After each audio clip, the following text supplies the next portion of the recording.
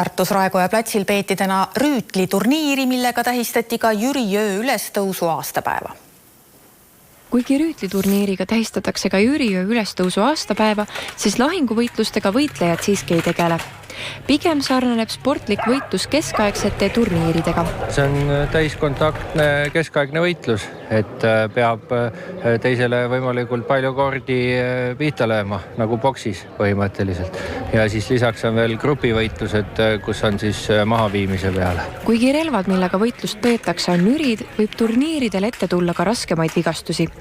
Nende ärahoidmisel loodetakse oma heale kaitsevarustusele, mille hulka kuulub nii raudrüü, kiiver, relv ja osades kategooriates ka kilp. Kiiver on kõige tähtsam, sest kui pea ei ole hästi kaitstud, siis on kõige ohtlikumad vigastused, et kui mingi jala või käe vääned välja, siis see paraneb ära, aga ajuhaavad on kõige raskemad. No kui ohtlikuks te seda üldse peate sellist võitlust?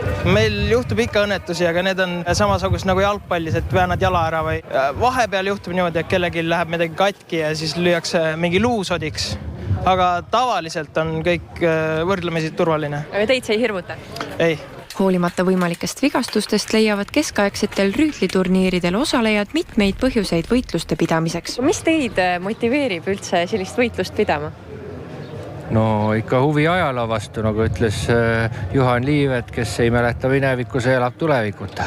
Ikka huvi ja trenn ja võimalus uusi kogemusi saada. Keskaegse võitluse maailmameistrivõistlused jäävad sellel aastal ebastabiilse olukorra tõttu maailmas küll ära, kuid suvel on võitlejatel plaanis pidada suuremaid turniire Hansapäevadel.